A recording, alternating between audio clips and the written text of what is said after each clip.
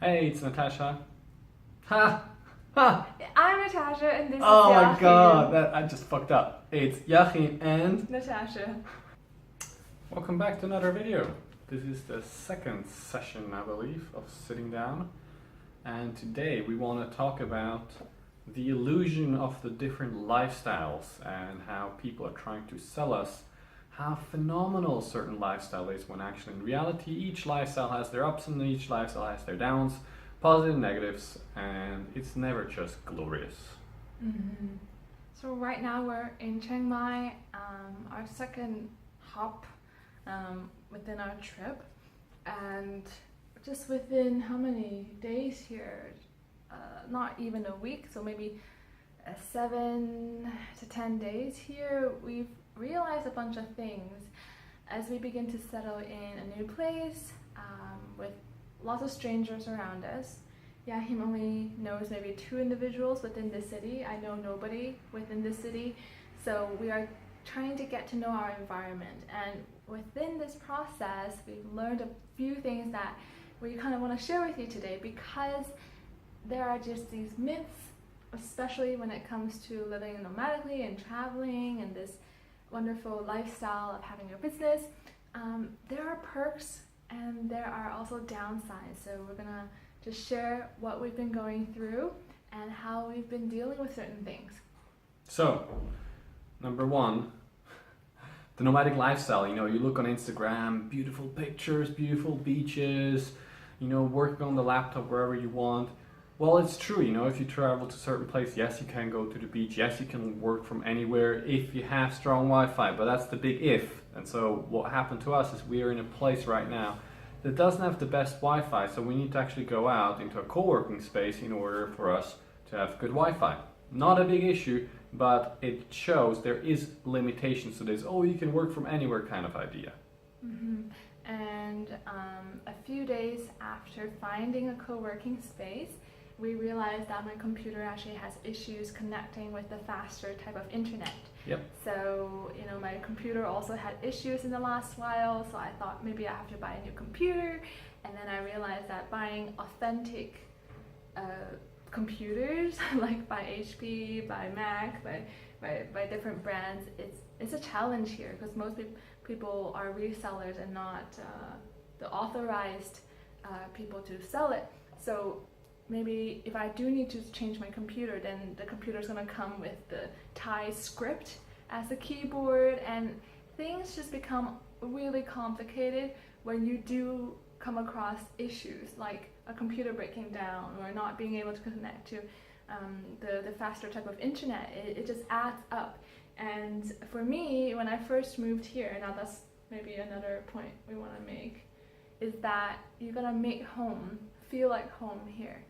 And yes, you're moving away and you're traveling, home is wherever you are, but when you do settle like us here for 3 weeks in Chiang Mai, you have to make home feel like home. And let me tell you, at the beginning, it did not feel like home. I thought it was incredibly dirty, it was completely run down, and I thought that the location wasn't great, and that, you know, all the things were wrong, and the internet isn't great, and the facilities aren't good enough. But the fact is that we actually have everything we need in this location. We have a couch, we have a bed, we have a clean bathroom now, we have a fridge, we have internet, limited, yes, but we have an internet, we have a workspace even, a desk to work, even a place to hang out downstairs, even like a pretty crappy gym upstairs. So actually, it's really not that bad, but when you first come here and say you have certain expectations of renting like the best possible places, and as we figured out within the process that they're either fully booked out, or the rates aren't what we expected, or maybe the location isn't right, you know, in the end you don't always get your best preference, your first choice, your first pick.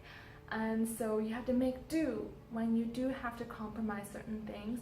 And for me, living in this specific location is a compromise, because I do and would prefer a better place, even if that means I have to pay more for it. But if it's high season, you really don't have a choice. You have to settle for what's available, and you might as well just settle down and get working like we did.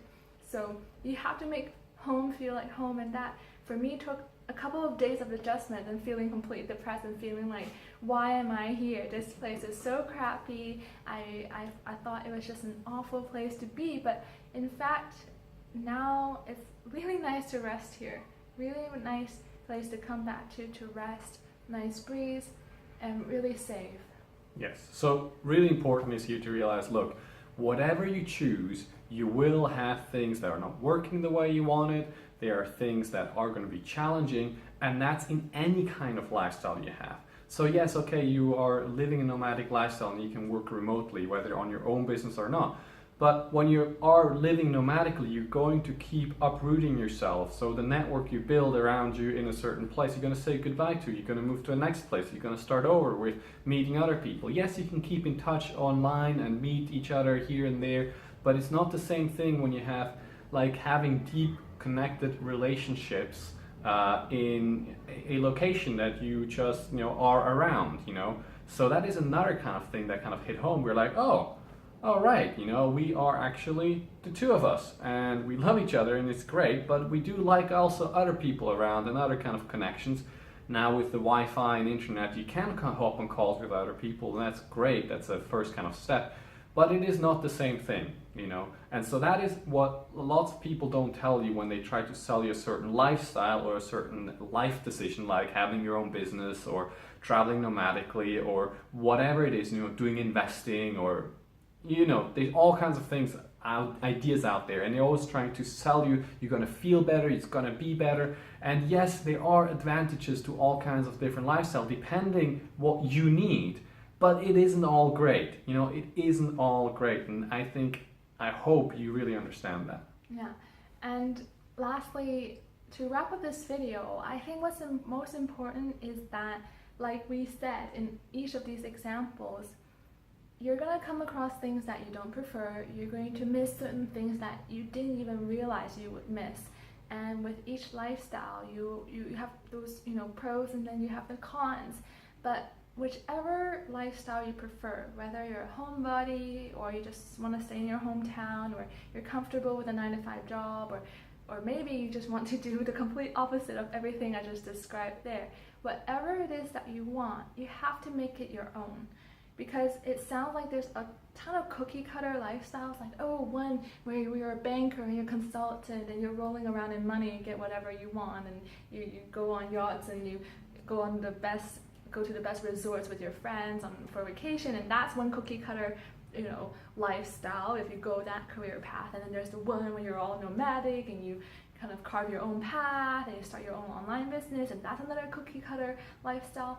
Well, you have to find your own. Maybe it's a mix of all of them, and we ourselves, we're still trying to figure out, okay, if we're going to keep up this nomadic lifestyle, how would it need to work for us? Because if we don't adapt it to our needs, if we don't adapt it to what feels right for us at the end of the day, it's still going to feel like we're imposing something upon us, even if it's like way different than what everyone else is doing, even if it's not something that other people told us to do, but we choose to do ourselves. If we don't adjust along the way, soon enough, you're going to find yourself in a position where things don't feel right. You're doing things, you're being in places, you're working with people who you don't want to, and you're asking yourself the same question again: how do I make this right for me? So start with you and get to know every single difficulty, every single problem that comes up, every single lemon that you get, and see what is the solution for you. Forget about what everybody tell you, but keep choosing the right way for you. And for us, that means listening to ourselves, that means having emotional breakdowns, and sometimes that means that we just have to let go. So no matter the lifestyle, you have to build that resilience and that clarity within you, so that no matter what life gives you, no matter whichever lifestyle you choose, whatever that gives you, you're able to adapt to what you truly want. And it can be tough. Absolutely. Especially when emotions come in, but it's really necessary if you want to find your way. No matter where you are in the world, no matter what kind of job you're doing, it's just to find your place, find what's right for you in each moment, especially when it gets more difficult. Yes, so another way to put it is to bring intent into your life. not to follow everyone else, but what is it that's right for me, what feels right, what do I need, what do I want to create, what do I feel inspired to create. And if that's a nomadic lifestyle, all the power to you. But no, it is not a fix. It's not something you can just, if you have issues in your life or whatever, and you just pack up and you run away.